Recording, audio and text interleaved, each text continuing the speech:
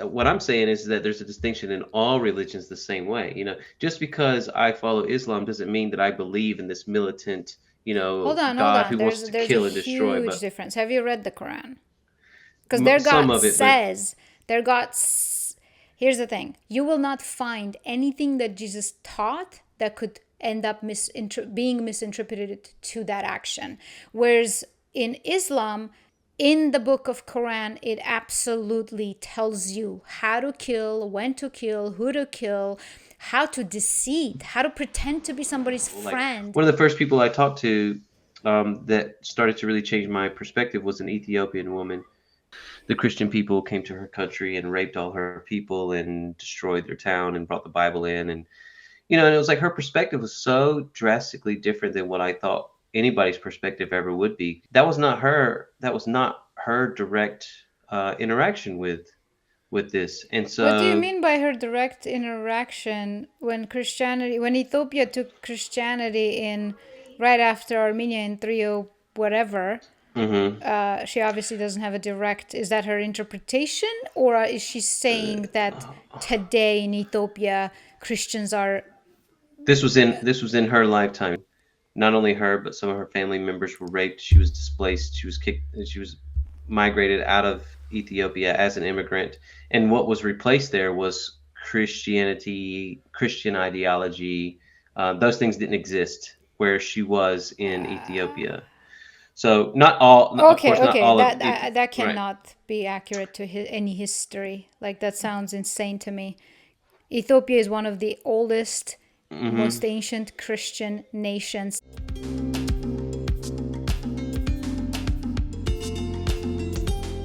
This is where I started to see that there's some major discrepancies within the structured, organized, um, religious entities that we are affiliated with today. Is that the Bible specifically says that do not like change or add or take away from or manipulate the words that are written. And everyone, I think, should be able to admit that they have been changed and there's things that have been added and things that have been removed and things that have been manipulated throughout history. And Yeah. I got to this point in my study where I was like, I want to go find like the oldest existent text and find out what is different within those texts as opposed to other texts. And um, yeah, it's like why are we using the Masoretic text written, I don't know, 1000, 1200 AD or something like this? I don't even know. Yeah. Uh, as opposed, well, no, probably earlier than that, but as opposed to something like the Septuagint, when we have a copy of the Septuagint and we have copies of the Dead Sea Scrolls, which have older versions of the Hebrew writings, why are we still leaning more towards something that is different than that? It kind of is shocking to me when I find these things. And that happened again when I started to research the New Testament, because what I found was is that in the Nag Hammadi, the Qumran caverns or Qumran caves, they found all these old writings that were all from like anywhere between I think third century BC all the way until maybe even upwards until third century AD. There's all these writings that are older than the Gospels that we read. Yeah. Because even like if we say we look at Mark, we don't have any existing copies of Mark. We don't have any. There's no copies of Mark that are from the first century. Zero, not one. The oldest of all the Gospels that are in our New Testament currently right now, the only existing copies that we have, and they're not full copies, they're very pieced and put together, are like John. We have Yeah. some records of John in other countries and stuff like that come out much later, but we don't have any intact existing copies of these gospels. But we do have existing and intact copies of first century writings from the Nag Hammadi library. So these writings, like the Gospel of Thomas, are technically older than the copies of John or Matthew or Luke. Like these books that we're finding there are older. And I just wonder to myself, like, what I know there was the whole, canonization and all these things, and but to me it seems like this point of control where it's like I want to control the narrative, I want to control what the writings are, and I want to make sure none of this other stuff gets out. And if it does get out, then we're going to call it heresy and we're going to put those people to death because we can't let that information free. Like, what is so dangerous about information itself, just any information? What is so dangerous that makes one want to kill another? Right? Because if I'm Mm-hmm. God, again, I'm going to put myself in this place, right? If I'm God, I'm not going to kill for righteousness or truth. You Mm-hmm. know, it just doesn't seem like the correct. It doesn't seem correct. That doesn't seem like a godly A thing to wise. do. Yeah. Yeah, I agree. And I also think it's important to like in we were talking last time and I think I was talking about Jews versus Gentiles a little bit, that distinction. And I actually changed my mind a little bit on that because I had never looked up to see what the word Gentile means. And it's very, very interesting to me because right now, when we say Gentile, or it just keeps insisting on using Gentile, it feels very negative. It feels like the other and almost undesired other in a sense. Kind of like the Muslims use infidel, like which means unfaithful. Gentile, it actually in early writings that word was not overused like that at all. The word's core was ethnos, which is in Greek, ethnos as in nation, people, ethnicity. So it just meant foreign or the other people, nations. Hmm. And you don't take offense to it if something says, and the, and so the other nation did this. But then when it says the Gentile and what the word has become now when people say it, it just feels so negative and so kind of divisive in a way, as in one is good, one is bad. And but in all earlier writings, it was more kind of like the word nation and people were used. So why did that change over time? Yes, some organic literature has come about, but then every now and then somebody powerful course corrected towards a narrative and a goal. And I do think that at a very early stage, Christianity split from its core and wasn't allowed to be seen what it was supposed to be seen as. I think the Council of Chalcedon, I don't know if you're familiar with it, Hmm. that happened in 451 AD, is a very important one because at that time, let's imagine we're in 301. Armenia becomes the first Christian nation. 12 years later, Romans accept Christianity. Before then, Ethiopians accepted, and Coptics, and so on. So now you have these early Christians, Copt, Ethiopians, Armenians, that are considered Eastern Oriental. And Armenian church at that point was actually, by church, I mean the Armenian spiritual leaders were very prominent. And they were specifically insisting on Jesus being one natured. He's equally human and equally divine. Hmm. And the Romans were insisting of two nature, like he's fully divine and is fully human, two things in one. So Armenian leaders were afraid that that's going to create confusion and separation from the real teachings, which is funny because it has done that in my opinion. And Council of Chalcedon took place exactly at 451 AD, which is a massive battle that happened between Armenia and Persia. Armenia was so all in fighting the spiritual war. We're at war. We cannot send spiritual leaders to this council. And all of a sudden, they just go in and bang, bang, and they make the decision that that's it from now on. Jesus is two natured, and this, that, and they create this entire system.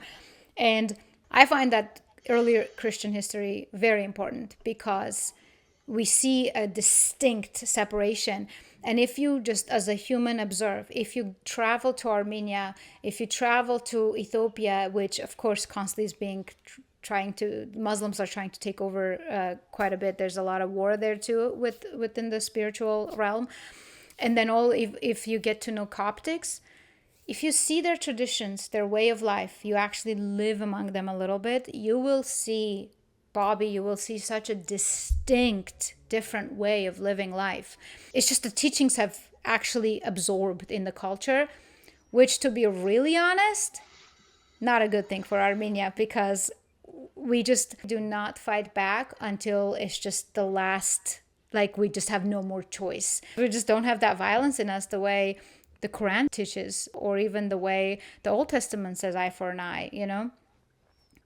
Well, there's definitely a form of, and I'll just use the term God, but there's a form of God that is very militant and, um, I guess maybe even oppressive. And we do see this within the military institutions that exist within religion, because there are these things. And every religion has a militant group, so to speak. When you look at all throughout history, we've been littered with religious wars and people dying over religion, and that's You mean why. outside of Christianity, or you mean also? No, I mean, you heard of the Crusades, right? When the But that's Christians, not what Jesus was teaching at all. that's not That's what that's that's a not. that's a that's a But it's power still grab it's still happening. Christianity. It's still under the name of Christianity. I get that, but here's the thing. Okay, there's a So, distinction. so like exactly, but what I'm saying is that there's a distinction in all religions the same way. Just because I follow Islam doesn't mean that I believe in this militant, Hold God on. who wants to There's a kill and destroy. huge But difference. Have you read the Quran? Because their some God of it, but says, their God. Here's the thing: you will not find anything that Jesus taught that could end up being misinterpreted to that action. Whereas in Islam, while not all Muslims automatically just follow the Islamic guidance, in the book of Quran, it absolutely tells you how to kill, when to kill, who to kill, how to deceive, how to pretend to be somebody's friend to just try to convert them. If they don't get converted, then kill them. This is all in the Quran. Their God is absolutely guiding them to do that. So there's a huge difference. So just yeah, I don't know. because I don't know if I've people ever. used Christianity to to do such horrendous things, that doesn't mean Christianity taught that. This was a exploitation of Christianity. This was a power grab, which is the very thing that's wrong that happened in Right. history. Well, I have to say, I mean, out of all the folks in my life who are Islamic, I've never, because I've had these conversations with them too, and that I've never had anyone ever tell me that um, they have this sense of that they want to kill someone, or that they're I mean, supposed to, or obviously, they're that's not going or to that's say their that, or that's their and duty or anything like that. But um, well, you're friends it's with normal people who are well, they're very not Islamic. fanatics. um, but I just think that in my perspective, I believe that all people are kind of saying the same thing. There are fanatical people within all religious groups. And I don't want to rule out Christianity, because I would be safe to say that if we were to total up and tally up all the lives that have been taken for religious cause, I would be safe to say, well, if we're looking at ancient times, it'd be hard because we don't really have exact numbers there. But especially in modern times, I would say Christianity is probably way more responsible for way more casualties than any other Bobby, religion. come on. Yeah, Come for on. No, that sure, is absolutely not true. for That sure. is just not true. That is not true. You cannot take people who are ungodly and put their crimes on Christianity, like, let's say, Stalin or Hitler. Those were not Christians. That was not in the name of the Lord Jesus. Okay? There's a very big difference that needs to be made between what is Jesus teaching and what is. So, Islam is a 7th century religion, in my opinion, a tool to actually militant tool is what it is. And this doesn't mean, I want to clarify, every Muslim friend I have obviously is a very lovely, normal human being, but also is a human being who's never read the Quran. They are culturally Muslim. They call themselves Muslim, but in reality, they've never read the Quran, and their parents are wise intelligent people who either have never read the Quran or they are not really teaching the radical stuff to their kids because, like let's take Iranians. Iranians are absolutely like they have an Islamic dictator right now, and every single Iranian almost like heavily is opposing to that. But but then there's Muslims who are very radical, and it just really depends. So 1.6 billion people, even if you take 5% of them being radical, it's a bit too much. It's a bit too many.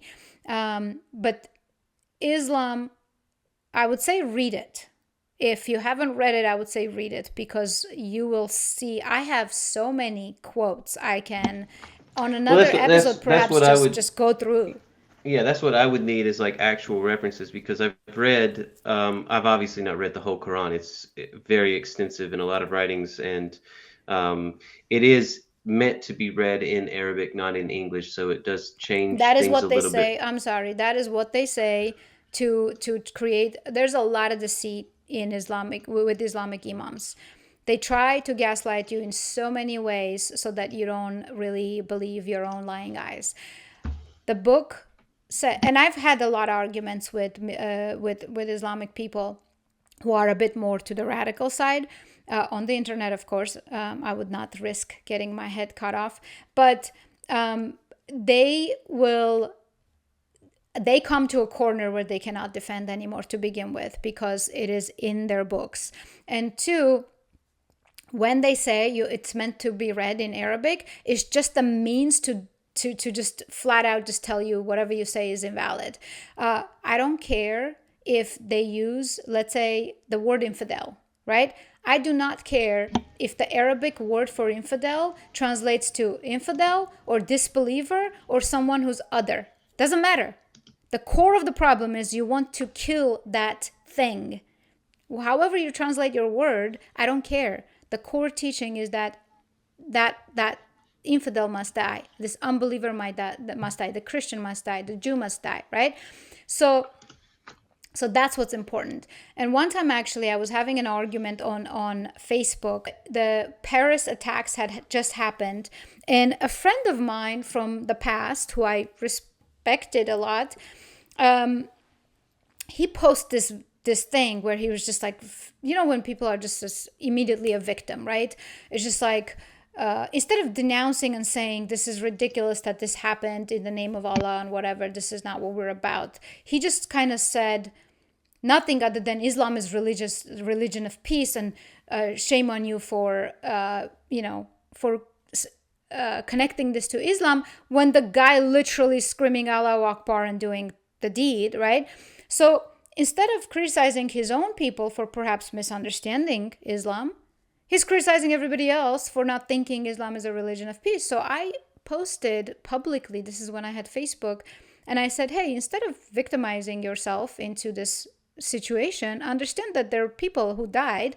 If this person was Armenian, I would say, what a piece of crap that did this. I am ashamed being Armenian and that to be connected in any way to that person. You're not even denouncing this act, you're just being a victim. And he said, and I said, especially it's not helpful when your book is filled with violence. And he said, point me to any part of the Quran that's violent. What I did, because I know their arguments, it's always going to come up. It needs to be in Arabic. So I took the Arabic script, then the English translation, then my understanding of it. Arabic, English, my interpretation. Arabic, English, my interpretation. He could not say anything to it other than, check this out. He said, the part where it says you can beat the woman, it needs to mention that the stick cannot be thicker than the thumb. So that was his comeback to the entire thing. I was like, oh, I'm sorry I got that wrong. I guess I failed to mention what you want to beat me with, And anyway, it was just a back and forth, and of course, hundreds of comments. And it was interesting. But if you're knowledgeable in the Quran and you argue with them, they come to a wall because they can't defend it. I would encourage you to actually read the Quran. And I will send you actually all those verses that I kind of compiled. And I stopped compiling because the violence is so overwhelming that I'm just like, I guess it's the entire book. So I just will send you what I have a little bit, and then you can put them in context and read the context because it doesn't change, you know. Yeah, yeah, I'd be interested in seeing it. Because this was my thing before too. Because I really but it's been some time since I opened up and started reading. Because I was specifically looking for text regarding. I when I first investigated Islam as a whole, I had no idea that they even believed in Jesus at all. I had no idea. I And mean, they believe so, Jesus existed. It would be silly not to, but it's not like they believed in Jesus. yeah, they do believe in Jesus. They just believe he Yeah. existed as a man But also because as a it's a public record. messianic figure as well, as a prophet of God, not as just a normal guy. Definitely not. Muhammad was coming to correct the record of Jesus. So Jesus is still considered the highest figure, even above Muhammad, even though Muhammad is called the last prophet. They still hold them both together in high regard. But yeah, I'm interested in that because I mean, there's the Well, book. apple fell very far from the tree. I read the book of, yeah, the book of Mary, the gospel. They have a gospel. They have. I can't even remember exactly what all books I read, but yeah, I didn't see anything like that. It's just like a lot of it was a bit. I Um, read the Quran. I didn't read their outside books, a and lot of it was like a little bit unrelatable to me because it was specifically talking about wars between Arabic nations and other Muslim nations and these different what were they called? There's just a specific name for a high figure. Oh, I can't remember. It's been a while. I'd have to refresh myself a little bit, but I'm sure now with the age yeah. of technology, it would be much easier for me to find like records of or the writings that specifically are obtained to violence and things like this. But Yeah, I'll send some of them to you so you can specifically reference from the book too, because ChatGPT still is a bit PC. Like sometimes it doesn't want to just serve up the blatant. You have to get it out of it.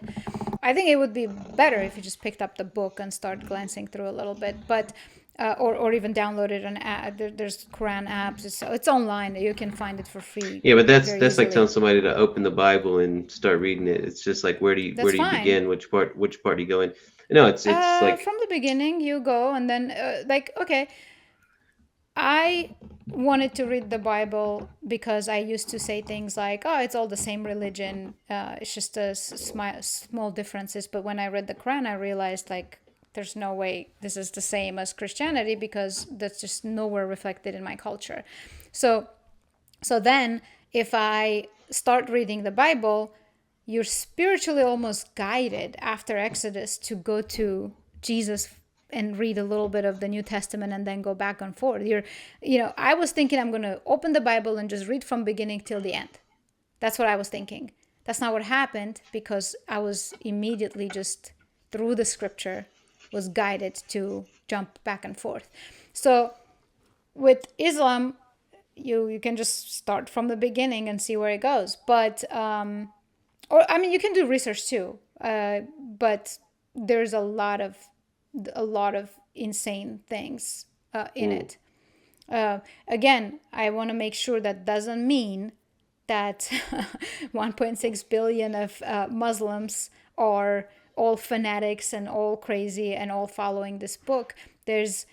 I have so many friends that have never opened that book and they have never read it and they call themselves Muslim and it's just they're culturally Muslim and they don't live any different life than you and I as far as yeah, I would say this is probably the moral majority values of go. people though. Is that I would say the majority of people aren't fanatical in this way, but within all militant religious military groups, there are fanatical people for their cause. And it doesn't really matter what religion that is. I mean, I remember actually when I was a child, this is what Was something Okay, that. I'm really sorry. Hmm. So so yes, every human there's fanatical and non-fanatical. But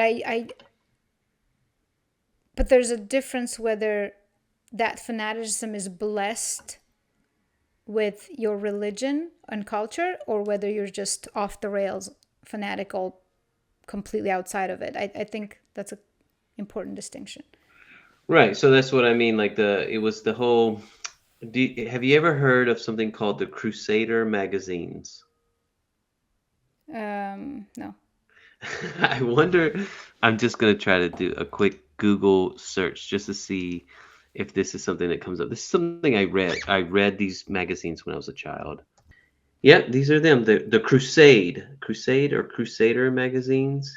It's very interesting because it gives a lot of religious history as far as a lot of violence within religion.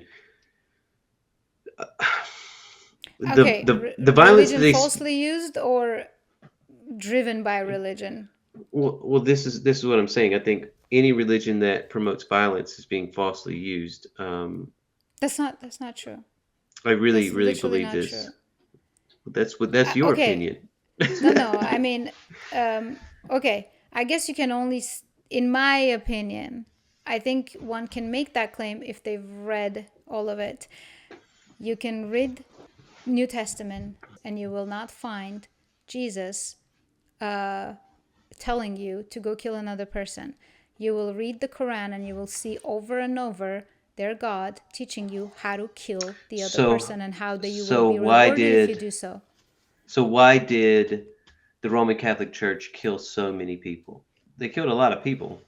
They That's all did, I know. but And that's not what Jesus told everywhere them to do. I agree. I agree that they're not following the actual teaching. And, well, that's where it comes in. Why it's so important for us to look at the first and second centuries, um, because there was a lot of violence around heretics. So then we say to ourselves, right? Is it okay to kill a heretic? No, because Jesus would So, say no. so if someone, right, so what I'm saying is, if someone says, "Oh, Jesus' teachings were about this, but that's not actually what they were about. Like I was lying. I was completely lying. I'm saying, oh, Jesus told us that. Uh, uh, I can't really think of anything right offhand, but you know, We know what Jesus told us based what on what we've somewhat preserved. right? But what you have to understand though is that in the beginning of all this, they were writing people writing things down, and they were very different. The different possibility. There's a writing that you could read. It's called "Against All Heresies" by Irenaeus. I'm pretty sure that was his I name. mean, I'm sure many people had Hmm. And there were many like, ideas. so what do you do in the time of the first century, right? What happens when here you are, you just came from Jesus, right? So you've been talking to Jesus, you've been hanging out with Jesus, you've seen all the things he did. They crucified him, right? He was only in action for like 3 years, right? Mm-hmm. Okay, so this 3 years you were able to see, and there were a lot of other people that were able to see. So now you're wanting to now spread this good news, the gospel, right? We're wanting to spread this to other places, other nations, other countries, and stuff like that. But then when you go to do that, you find out that there's other people who are saying, "Oh no, Jesus was actually this, and he actually said this, and he actually did this." And you're like, "No, that's not right. We have to get some sort of order to this, some sort of organization. How are we going to take this idea of Christianity to another nation if there's so much discrepancy, right?" Here's the thing. I mean, I guess I don't know where you're going with that because what ended up happening against everyone who wanted against all powers that wanted Jesus dead, the correct teaching, the correct moral, well, we think because it's not violent, it's very loving, it's so his teaching actually lived and got spread, and some people held it more dear and hang on to it and hang on to that independent thought versus allowing the church to exploit it, and then they split to each its own type of thing. But even if you take Christianity that went a different direction, they cannot say I am going to do this evil thing because Jesus said so. But you can't do that with Islam. That's my entire thing. You can absolutely do that because you are rewarded.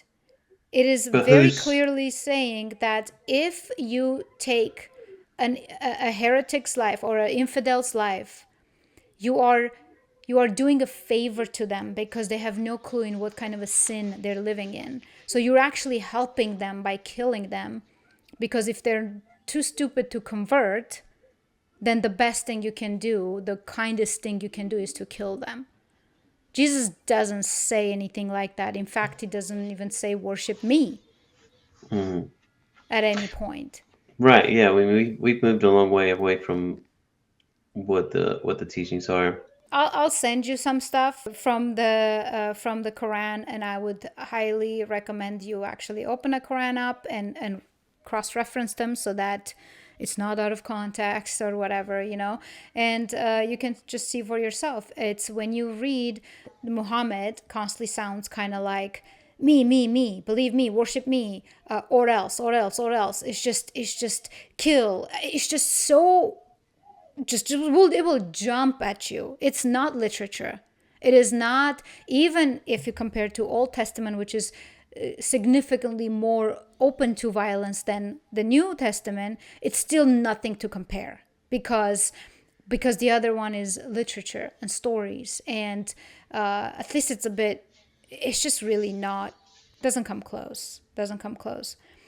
And then it doesn't exist in any other religion. I have not read Hinduism and Buddhism. You're more versed there, but judging by their behavior and culture, I would argue that most likely their gods are not telling them to go kill people either, Right. right? Possibly is all The about only love time and we detachment. right the only time we run into this is within Judaism and um, Islam. Then is Yeah, where God specifically is sending a group of people to it's um, militant. yeah, to destroy or take over or conquer or Mm-hmm. yeah, and the Hebrew Bible, you will see, if we do get into some parts, it's very gruesome and violent. It's not very innocent. There was something that you had touched on earlier. I kind of wanted to bring us back to too, which was we had talked about like the Jewish people being the chosen people, right? God's chosen Mm-hmm. people. Um, I think that there's a misconception there with both Christians and Jewish people, and a lot of people. I think they're a little bit maybe confused about this idea, because I think it's presented to us as if there's like a hierarchy or something like that. The Jews are they control, or they're a level above everybody else, and then everybody else is beneath that tier. I don't think that's necessarily what it means by like chosen people. It's kind of like, imagine that you're God, right? Here we are again. Mm-hmm. Imagine you're God, and you have this all of humanity, and you're going to give your writings, and you're going to give your speech. Well, you kind of have to choose someone to do that through.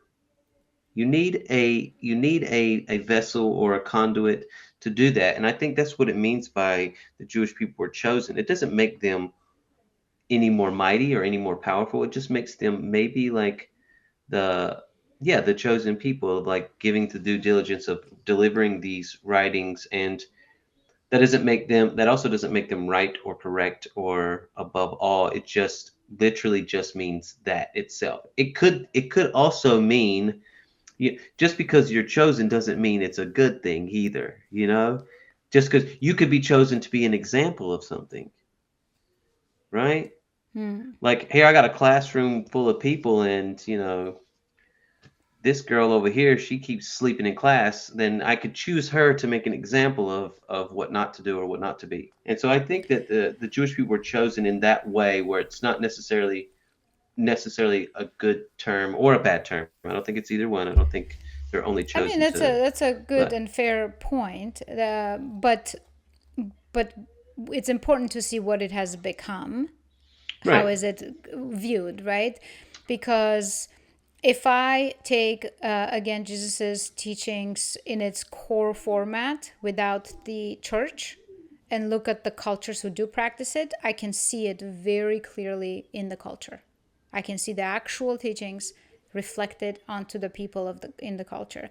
So similarly, when you look at the reflection of today, what how it is in the Western Christianity that kind of split from core Christianity, Jesus' teachings, absolutely does view. And I talk to people here in Tennessee when I just my mind blows.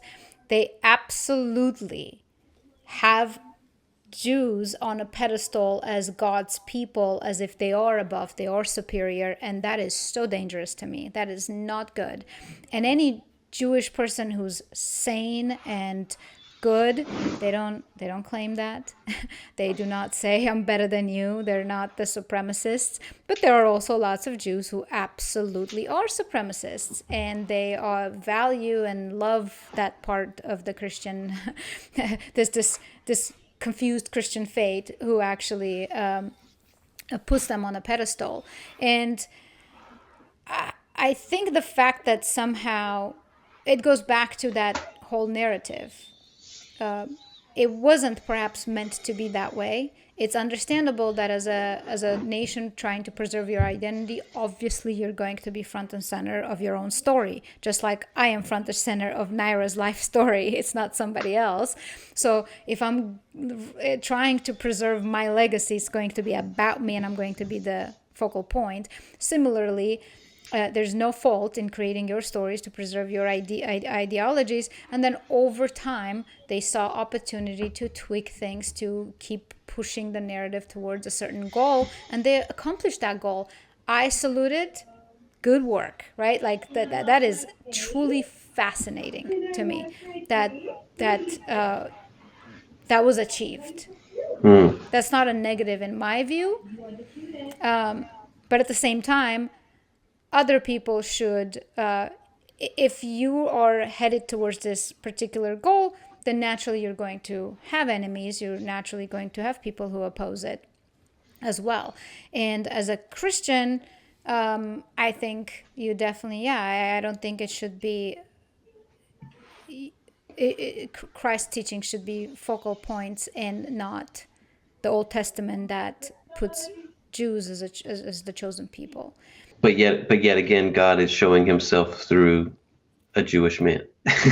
So Yeah, then we go back to that whole thing of just like, yeah, there had to be somebody who was. It could have been any group of people, but it just so happens to be this way, sure, and but and that and here's that's another okay. argument about that. Here's another argument. This Wait, can this I? is I need to. I completely need to take a bathroom exploratory. break. Here's an idea that crosses my mind because this is not something you'll find. But if we're saying, if I'm saying that Jewish people have very successfully crafted the narrative from the dawn of time to a point where today they have a country again, right? That's a marvelous story, nearly impossible oftentimes. And they preserved their identity. With that same success, they could make Jesus an Israelite, even if, let's say, he wasn't, and we would never know. Because they, I don't know if Mary and his brother James and they were all Israelites or they were just from the region that was constantly mixed. If you look at historic records, Jewish people were just small tribes, and they were oftentimes in military records described as rebellious nuisance in a way. And when they had Israel and Judah, it was kind of short lived, and they were also looked at as vassal states rather than kingdoms. And with that, you know, Jesus comes and teaches love, and let's not distinguish ourselves among each other, and, basically almost like very kumbaya, love everybody global idea. And I just, if they've been so successful in in in what they've accomplished today, I don't see how very successfully Jesus couldn't also just, you know, be anybody, and now he's an Israelite. Yeah, I mean, he was definitely one of the most interesting characters throughout all of history. Yeah, because till today he's the most popular character in the history as we know it. So Yeah. for sure. It'll be fun when we start to really get into more of the actual teachings of Christ, and we get into some of his words, because I think they're profound and they really speak very volumes amongst volumes. And I think there's some really good understanding there that we're going to start to pick apart, and we can even see like how there's a lot of links between groups of people and what was going on at the time. And that's why I like to really bring into the conversation all of the, like, I guess, other writings and discrepancies amongst some of the writings we do have, because I think it's important for us now to be able to, I think it's important for us to be able to question anything. We're allowed to question things, Yeah, and 100%. without feeling like, we're a heretic or something like that. I think it's good to ask questions and really explore ideas and really feel like what's being spoken to us directly, because I think that's Yeah, truly what's happening. I think so. And I think at the beginning I was like, man, how do I make sure that this is a very accepting, loving, good space for everyone to want to be in? But it is impossible to speak and question the seek truth without upsetting people. So I just figured I just have to be able to speak. And at some point, if anybody wants, to debate, to talk about it, we can invite other people in and so on. Yeah. It's just we I have to just be feel like able to it's, talk. I feel like anytime somebody's using their religion or their belief to put themselves over someone else, I think that that's where it becomes right back into the physical realm of things rather than a spiritual place. Because in the spiritual place, there is no one greater than another. Um, and I It used to is. say this. I used to say this whenever someone would talk about, they looking at, like, especially if you think about church folks, they'll come outside the church and they'll look over there and see a couple of guys sitting in the parking lot drinking a beer, smoking a cigarette, maybe got a couple tattoos, very unshaven. And suddenly it's like you're just like, oh, I just came out of church. And you look over there, I got my suit and tie on, and you look over there and you're like, you kind of placed yourself above these people. You started to judge that person without ever knowing that person. And I just think to myself, like, I've been that person as well. I've been that person.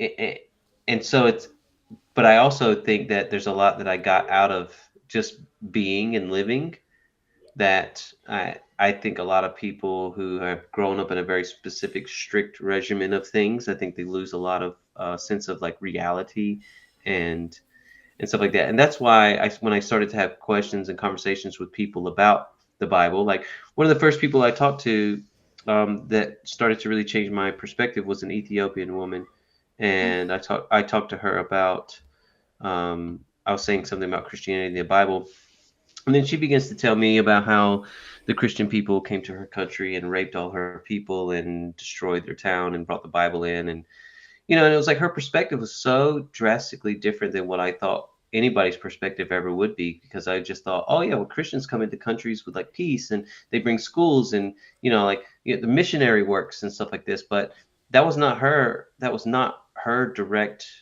interaction with this. And What do you so, mean by her direct interaction when Ethiopia took Christianity in right after Armenia in 30 whatever? mhm. She obviously doesn't have a direct. Is that her interpretation, or is she saying that today in Ethiopia Christians are? This was in her lifetime. She was this is what she knows as a young girl, is that, not only her but some of her family members were raped. She was displaced. She was kicked. She was migrated out of Ethiopia as an immigrant, and what was replaced there was Christianity, Christian ideology. Those things didn't exist where she was in Ethiopia. So not all, of Okay, course, not okay, all of that it. that Right. cannot be accurate to any history. Like that sounds insane to me. Ethiopia is one of the oldest, Hmm. most ancient Christian nations. That the exact opposite happened. The Muslims kept trying to kill and take over, and they have successfully gotten a good hold of like half of it. But in modern times, Christianity is not the only religion in Ethiopia. Exactly, because Muslims have been raping and killing and converting. Yeah, but I can only attest to the account that I received from a I person guess I'm directly. saying I would be very skeptical of that account because it doesn't match with any logical history of Ethiopian Christian history. She's Uh, saying there was no Christianity, and then they got raped and killed and converted into Christianity when Ethiopia is one of the oldest Christian nations. It's just absurd. well, yeah, but you're saying all of Ethiopia, but that's not the case. Just only portions of Ethiopia was initially introduced to Christianity. It wasn't all of Ethiopia. It was It the entire nation. When we it was say that much the much nation different took than Christianity, we're talking about as a national religion. Because no, much Armenians were different than Christian way before 301, but as a national religion by the king was accepted in 301. Same with Ethiopia right after. well, then you can only imagine like how many people were killed in that cause. Even then. The way Christianity took is recorded to have taken place by historic books, by all accounts in Armenia. There is no violence by Bartolomeo or Tadevos who came to preach Christianity. Absolutely no violence whatsoever. There was violence by the rejectors. For example, when Tadevos came with Bartolomeo came to preach Christianity in Armenia, the king's daughter converted to Christianity, and both her and Tadevos got killed, martyred because of that. But that has nothing. That's not like the Christians came and inserted their Christianity. They have died in the process for sticking to their Christianity, but they have.